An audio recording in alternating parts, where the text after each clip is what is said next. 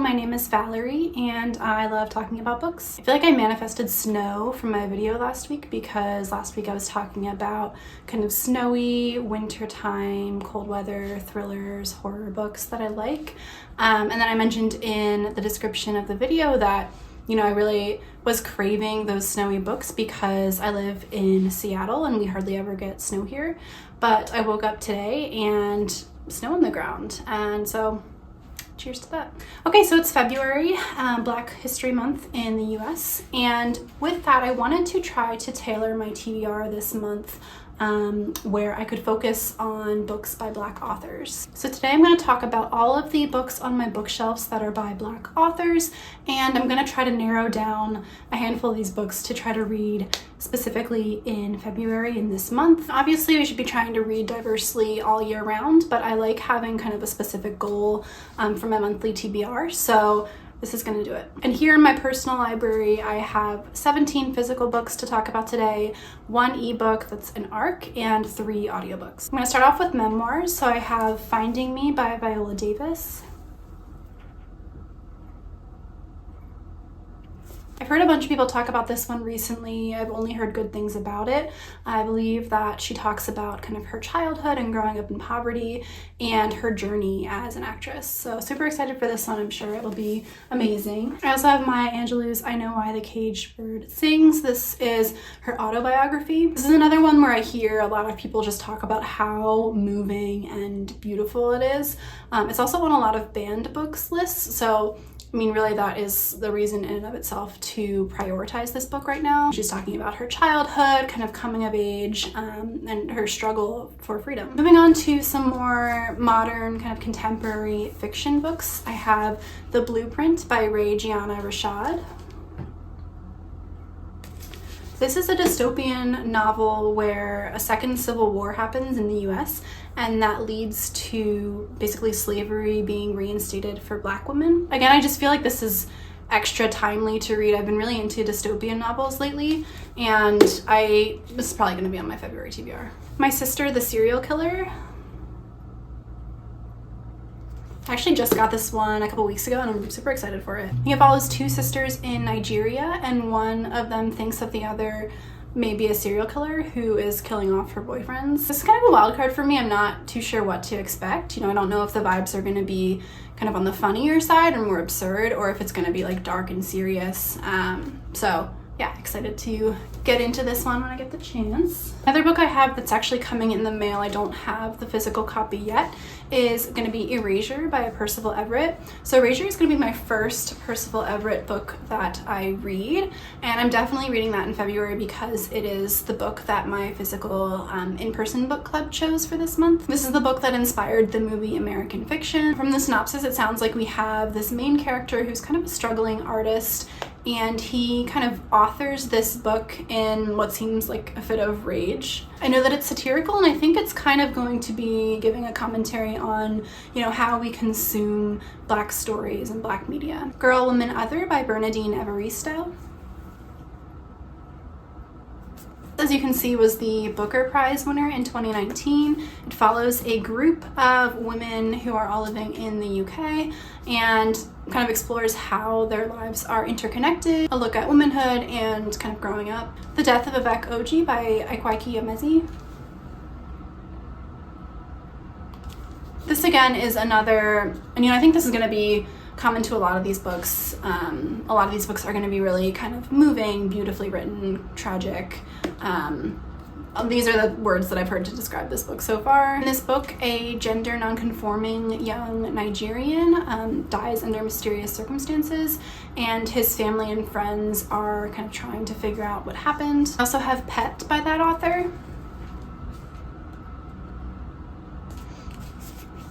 This one is more a young adult book, and it sounds like it's got some magical realism, which is fun. A creature from a painting comes to life, and she warns this transgender teenager that her friend is in danger. The cover's also really cool. It has this kind of embossed title, which is fun. Pet also has a prequel that was released after, and that one's called Bitter, which I kind of want to have that. I'm going to read those so I can read them together. So I'm not much of an e-reader. I do have one very old Kindle, and I really only use it for ARCs that I get from NetGalley. So my one ebook in this list is a NetGalley ARC, and it's called Oh Sinners by Nicole Cuffey. I just finished this one last week, and it is about a journalist who goes to live with a cult, and he's trying to write a story about this cult. And I think this book was super cool because it was really unexpected and surprised me.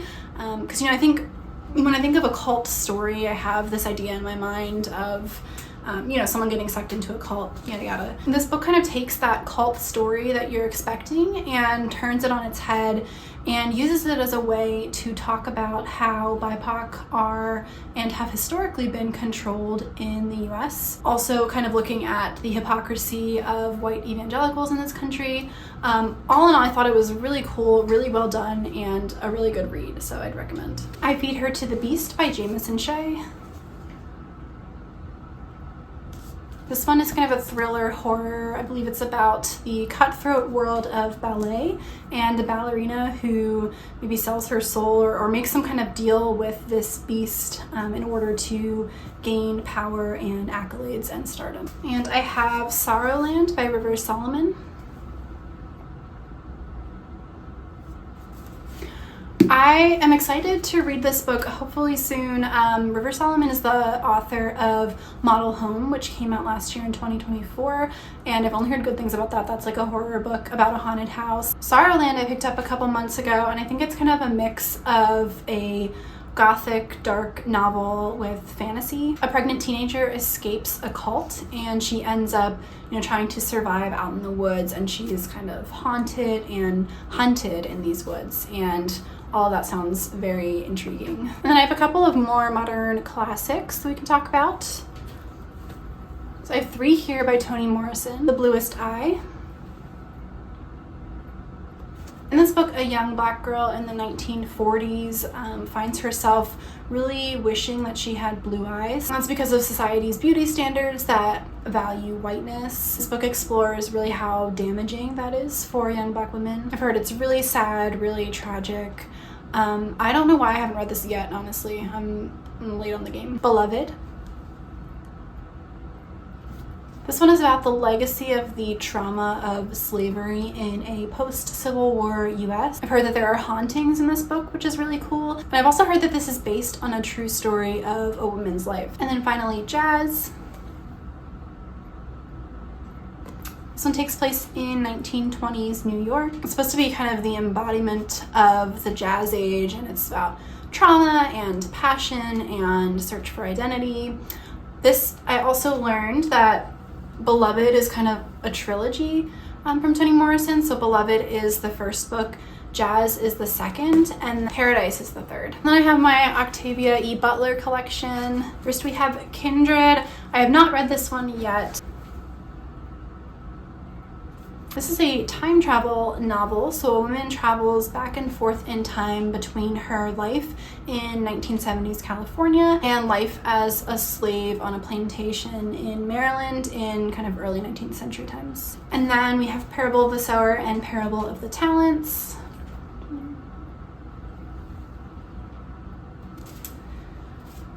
So this is a duology, so I have read Parable of the Sower. I read this one in December, I read this one about 2 months ago.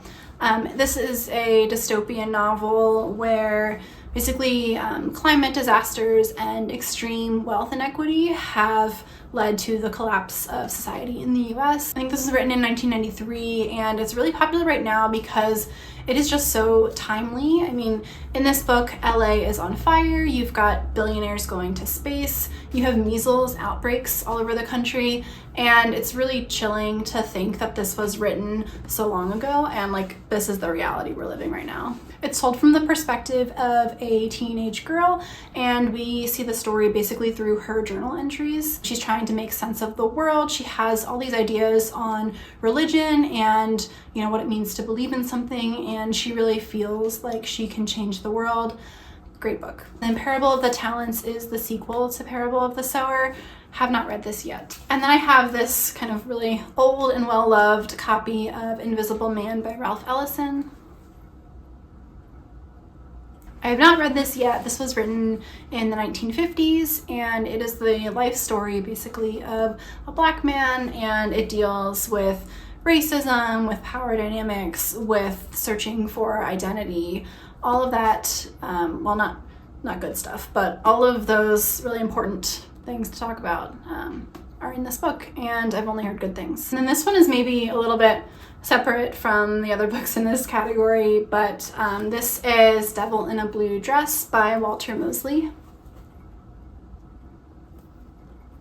I got this a couple months ago, and I definitely picked it up because of the cover. This is kind of a well-known mystery crime detective novel. It takes place in LA in the 1940s, and a PI is hired to try to track down this white woman who frequents Black jazz bars. And then I have a couple audiobooks in my audiobook library. So Monday's Not Coming by Tiffany D. Jackson. I read this one a couple months ago, and oh man, that was a sad book, really gut-wrenching at the end of it. We basically have these two middle school girls who are friends. One of them goes missing, and her friend is really trying to figure out what happened to her. And this is also a book that's on a lot of banned books lists. It deals with some really tough topics like child abuse. Yeah, it is so good. I think it is a YA thriller, but I would encourage you to not let the YA part dissuade you at all from reading this. It was really moving, really beautiful. I also have The Violin Conspiracy by Brendan Slocum. This is another mystery where a young Black violinist has this kind of priceless heirloom violin, and it gets stolen right before a big competition. And so it's kind of a mystery of what's happening. It deals with a lot of racial tension, a lot of family secrets. I'm excited to read this one for sure. And then lastly, I have The Between by Tananarive Due. This is the author that wrote The Reformatory, which I've been seeing a lot about recently. In this one, a man has a kind of near-death experience as a child, and that haunts him in his adult life. I've heard it's got some supernatural elements, but it also deals with a lot of, real life scary things, and I love that combination. So again, 17 physical books in hand, 1 physical book in the mail, 3 audiobooks, and 1 ebook. So the ones that I have not read in this list are all options for my February TBR. Kind of losing light, so I'm going to try to pick my TBR books quickly here. Lately, my reading speed has kind of been 1 physical book and 1 audiobook per week. So I'll maybe try to stick to around 8 books here. Like I said before, Erasure by Percival Everett is definitely going to be on my TBR. This was a book club pick for this month. And then since I read Parable of the Sower by Octavia E. Butler recently, I think I want to try to tackle Kindred this month. Okay, so we're at 2 physical books so far. Another one that I just feel like I should have read this a long time ago, and I really need to read it right now, is The Bluest Eye by Toni Morrison. 3 physical books down. And then, I was kind of thinking 1 memoir would be fun. I read 1 memoir in January as well, and I feel like it'd be fun to keep up with a memoir a month, if you will. So I think Finding Me is gonna fit that bill.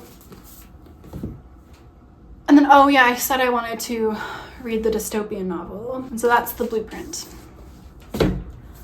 Okay, so that's 5 physical novels, which is kind of a stretch goal, but I am happy for that. And then I'll just add on the 2 audiobooks in my library that I have not read yet. So that's The Violin Conspiracy and The Between. And obviously, if I finish all of these and have more time in February, I have a ton of amazing options to choose from. If you have any favorite books by Black authors that I do not have in my collection, I would love to hear them. I'm always happy for more diverse book recs. Thanks so much for watching, and I hope you have a great month.